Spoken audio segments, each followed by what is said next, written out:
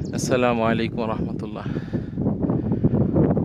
মক্কা থেকে অদূরে তায়েফ নামক জায়গা, বনু সাদের বাসাবাড়ি এগুলা। আল্লাহ রসুল সাল্লাল্লাহু আলাইহি ওয়াসাল্লামের দূতমা হালিমা সাদিয়া রাদিয়াল্লাহু তাআলা আনহার বাসা। এখান থেকে সফর করে মক্কা থেকে নবীজি সাল্লাল্লাহু আলাইহি ওয়াসাল্লামকে এই বাসার মধ্যে নিয়ে আসেন।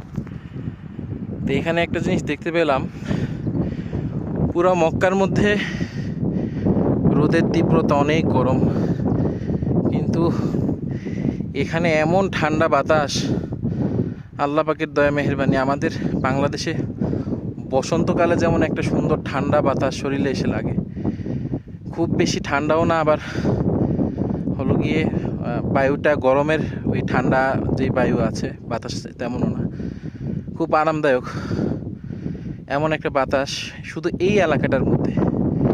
এখান থেকে বের হওয়ার পরে এই বাতাসটা আর পাওয়া যায় না। নবীজি সাল্লাল্লাহু আলাইহি ওয়াসাল্লামের দূতমা হালিমা সাদিয়া রাদিয়াল্লাহু তাআলা আনহার বাসা।